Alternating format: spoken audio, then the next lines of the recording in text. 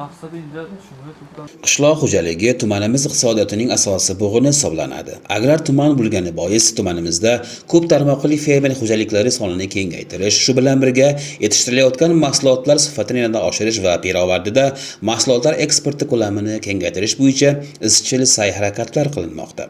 Sohibkor mahalla fuqarolar yig'inida joylashgan ko'p tarmoqli Aliboy fermer xo'jaligida qishloq xo'jaligi vakillari ishtirokida tuman eksport salohiyatini yanada ko'tarish mavzusida seminar tashkil etildi. Seminarda ishtirok etgan barcha soha vakillariga eksportbop mahsulotlar yetishtirilishida eng avvalo uning sifatiga e'tibor qaratish lozimligi ta'kidlandi.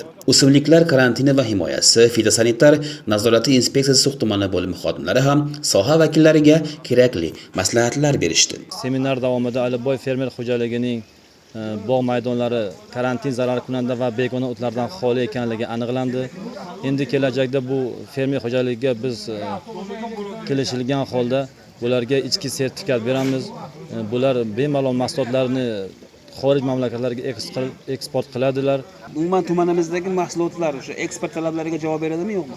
Endi tumanimizdagi ko'p qishloq xo'jaligi mahsulotlari eksport talabiga javob beradi. Bizga endi faqat eksportyorlarimiz o'zimiz So'x tumani nomidan eksport qilishlari bizga ancha foyda keltiradi. Chunki tumanimizning eksport salohiyatini ko'tarishda asosan o'zimizni eksportyorlar shug'ullansa, nur ustiga a'lo nur bo'lardi.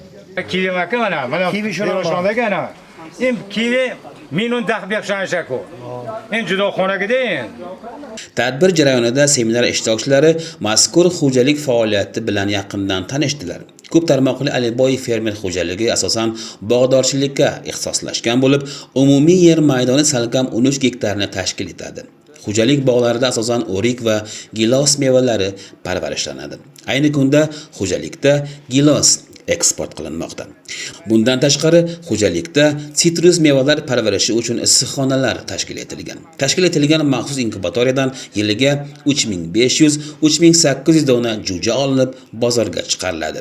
Ko'p tarmoqli fermer xo'jaligida meva va sabzavot ishlab chiqarish va qayta ishlash, asal ishlab chiqarish ham yo'lga qo'yilgan. Fermer xo'jaligida 12 nafar ishsiz fuqarolarning bandligi ta'minlangan. Tuman hokimligi va qishloq xo'jaligi boshqarmalari faoliyat bilan mana fermer uyushmasi tashabbusi bilan bizni fermer xo'jaligimizga o'tkazilgan seminarda men xursand bo'ldim.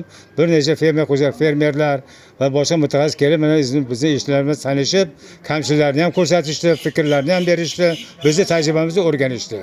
Haqiqatan bu foydali narsa bo'ldi. Bizga ham yangiliklar, boshqa narsa bilmaydigan narsani o'rganib oldik.